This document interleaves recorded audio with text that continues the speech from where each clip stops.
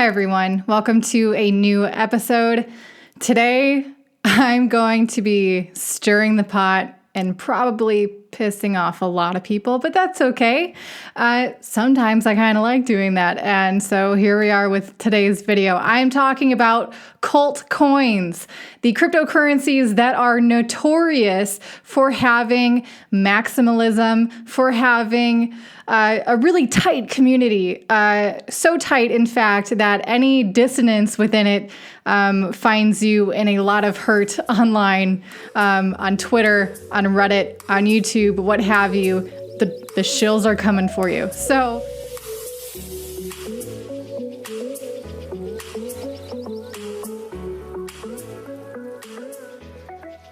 there's a reason why some of these coins have such tight communities, such maximalistic state of mind, hive mentality within this group of people.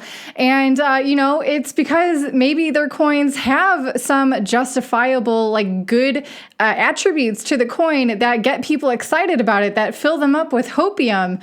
But why do people get so emotionally attached to coins? It's not a good look. It's not good for you as an investor. I will explain why. But first of all, let's address the existence of people who are literally paid shills. They show up on Reddit pages. They show up on Twitter. They show up on YouTube comments. In fact, I can guarantee you this video and the subsequent video will be full of people who are correcting my opinion on these coins and the things that I'm talking about it, which is fine. I don't mind. I'm creating this YouTube video and this entire cryptocurrency channel that I have, that is Crypto Tips, is here to facilitate conversations among people, learning about other coins.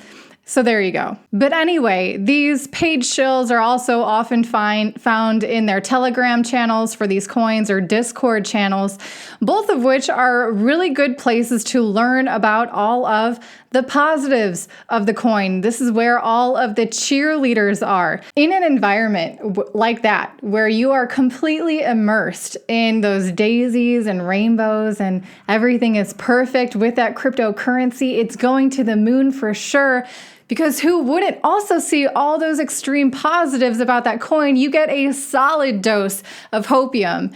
And before you know it, maybe, just maybe, you become one of those shills yourself, albeit you're probably not getting paid for it. Now, I want nothing more than for this video to be a reminder for you to search out the other side of that conversation. I encourage you to get a well-rounded perspective about a cryptocurrency that you're interested in, especially if you are interested in investing in it for the long term. Because if you become an emotional investor in a coin and you're either not searching out the cons of the coin or you know about them, but you choose to completely disregard them, I just feel like, sooner or later, depending on how big those cons are and how fundamental they are to that coin, if they're ever addressed or fixed, if they can be, if that doesn't ever happen and you are that emotionally tied to that coin, if that coin goes down, you're probably going to go down with the ship. And I don't think anyone should do that. This is a free cryptocurrency space. You can change your position on any coin whenever the heck you want. And I think that's something that should be taken advantage of. And with that comes, I think, should be a well-rounded perspective of this cryptocurrency space. I think maximalism at all in this cryptocurrency space is, quite frankly, a shame, especially for those who are new. This space, just trying to understand the technology on its own can be quite overwhelming. But when you mix that with something that is either as intoxicating as maybe toxic community that has such maximalism, it can either, suck in unsuspecting people who don't know any better. And that happens a lot with these pump and dump schemes. And on the other hand, it's often quite negative because, again, it's overwhelming for people who don't know anything about maybe that particular cryptocurrency coin, and let's say they're asking you questions, let's say they form an opinion on that coin that doesn't go with the flow, and they are met with such hostility and, quite frankly, really nasty attitudes, especially on Twitter. It can turn off a lot of people, and I do not think it's a good look at all for this crypto space. So those are my thoughts on maximalism. But all of these coins that I'm going over today, they have their pros. There's a reason why there's so many people out there who are huge fans of these coins. So, there's something about it. But with it, I am going to bring the other side of the conversation here, the pros and the cons. And that's why I know that this video is going to be stirring the pot, especially my part 2. I will be going over some particularly toxic communities. But anyway, today I'm tackling Bitcoin, Bitcoin Cash, and Bitcoin SV. So for those of you who maybe wanted to get a little bit of some understanding on how these are different, why these hard forks occurred, this video is going to cover it. So first up is Bitcoin. The pros here being it is easily the most recognizable cryptocurrency, it being the first one, and subsequently it's also easily the most adopted cryptocurrency. So it has a huge network effect working for it. It's also had a very fair distribution of coins right from the get-go. Anyone who knew about it had the ability to download the software freely and start mining the Bitcoin whenever they wanted, as however much they wanted. There was no pre-mine that allocated a huge amount or any amount of funds to one specific group or people ahead of time before anyone else knew that it existed. There was no ICO that required anyone to invest a huge amount of money in order to qualify for that ICO. So any coin that has been mineable right from the start, that's a really good foundation for looking for a fair distribution of coins. Not to mention the fact that those who built Bitcoin and made it open source is the reason why this whole cryptocurrency space exists. Its use of the proof of work consensus mechanism is the most proved consensus mechanism we've seen as of yet. After 11 years of functioning, this proof of work is still working. So, there's proof of stake, there's delegated proof of stake, but right now proof of work is the longest lasting, and so far it's still working out. Also for the pros here, Bitcoin has the largest network of nodes, making it the most decentralized network and therefore the most robust network against any single entity that might want to try and control the network by use of force, by use of collusion, by use of bribery, whatever they want to do, they're going to have to try and do that to a great number of nodes. I believe there's around 10,000 Bitcoin nodes at least that are public. There's plenty more that are private. You certainly don't have to announce yourself or announce your IP address as being a Bitcoin node. So as of yet, those who want to be public, we know there's at least over 10,000 of those. Are you guys ready for the cons of Bitcoin? Okay, so the cons of Bitcoin, it is one of the few coins that saw huge adoption during the last bull run. Lots of people were flooding into cryptocurrencies and lots of people were choosing to get into Bitcoin. With that many new transactions on the blockchain, we saw super slow transaction times and also super expensive transaction fees. And as such, it has been criticized for years now for its inability or its slowness to develop scaling solutions. And it is this issue of scaling that has caused a rift big enough in the community to go ahead and see contentious hard forks spring up pretty quickly, one year after another. We're talking about Bitcoin Cash and Bitcoin SV. Each of these versions of Bitcoin were kind of created or forked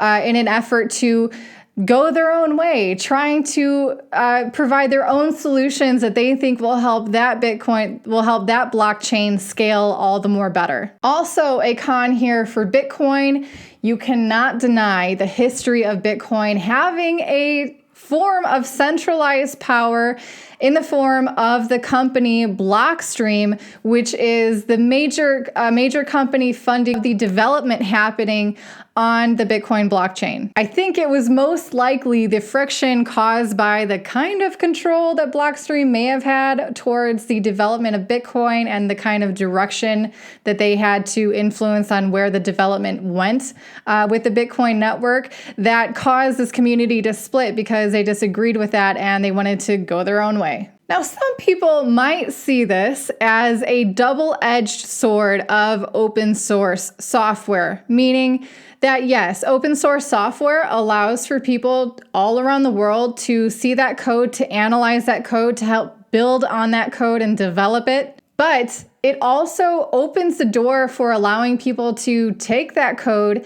and build on it on a different blockchain and to encourage, enough miners, enough nodes to signal for that blockchain and ultimately create competition for that original cryptocurrency. But allow me to remind you right now that this is not a zero-sum game. It does not take one cryptocurrency to fail for another to succeed. I don't think that there will be one cryptocurrency to rule us all.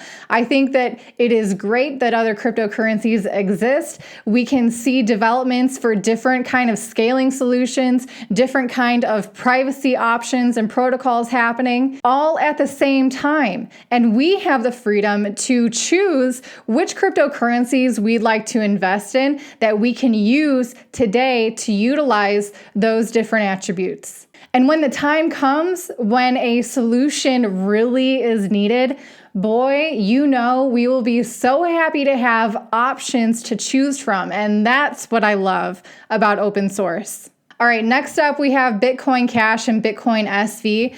I'm going to be completely honest with you guys right now. I'm sure I'm going to have a lot of people commenting on what I'm about to say about these two coins, and that's fine because quite frankly, it is these kind of toxic maximalistic groups that have turned me off personally from these particular coins and their attributes, which is a shame because, again, it takes away from what the tech actually does.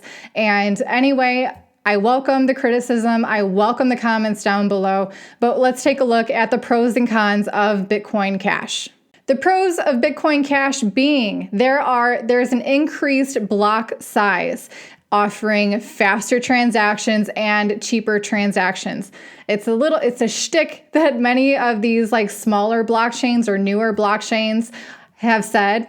But for what that means for you is bigger blocks means that more transactions can fit into the block. And that means that you don't have to wait so long for another block to be created for your transaction to be included in it. Also, more transactions in one block means that the transaction fees are distributed amongst more transactions, meaning it's a cheaper transaction fee for you. There's also evidence of Satoshi being in favor of increasing the block size as internet speeds and the cost of data storage online gets cheaper. That would facilitate this. So if you're looking at a comparison between Bitcoin Cash and Bitcoin, the pros here being that Bitcoin Cash, again, is faster and cheaper. The cons here being there's probably a need to continually increase the size of blocks as the blockchain and more transactions, more users are using Bitcoin Cash. You might need to just continually be increasing the block size. So I'm not sure that that's necessarily a permanent scaling solution. Additionally, if for some reason the community comes to a breaking point on the size of blocks that they are happy with, once that limit is reached, there can certainly be another contentious hard fork that would split the community even further. Also, on the cons here, Bitcoin Cash has a very prominent, very vocal leader in the form of Roger Ver. Now, the actual amount of control that Roger Ver has over Bitcoin Cash and the direction that the development goes for that network is yet to be seen. But to think that what he does or says has no effect whatsoever on that blockchain would be kind of ignorant. Also, there is some centralization to be found in the mining of Bitcoin Cash. You can certainly say that con as well for Bitcoin, and I'm sure for Bitcoin SV as well. Bitcoin Cash, I believe at this point has about 600 plus nodes, public nodes, again, that are working towards Bitcoin Cash. So it has far less nodes. It's a far smaller network than Bitcoin. All right, now we're going to talk about Bitcoin SV, also known as BSV, Bitcoin Satoshi's Vision. So about like 1 year and 2 months after Bitcoin Cash hard forked from Bitcoin, there was another contentious hard fork within the Bitcoin Cash community. Bitcoin Cash wanted to implement an upgrade that would allow for smart contracts, and the people that weren't in line with that eventually formed the Bitcoin SV group. Bitcoin SV also takes that block size scaling solution to setting their block size to 128 megabytes. And just like with Bitcoin Cash, as with any smaller, less used blockchain, it's quite easy for them to offer faster, cheaper transactions than Bitcoin. So that's a pro for them as well. The cons for Bitcoin SV, here is where, okay, dude, everyone is biased in this cryptocurrency space. Everyone has a perspective based on the facts that they are presented. As hard as we might try, everyone is biased. And I'm sure you can even pick up a little bit of my biasness within this video. And that's just the way it is. But for me, the cons here for Bitcoin SV is Craig Wright. And I just want to say this one question. How come it's called Bitcoin Satoshi's Vision and not Bitcoin Craig's Vision?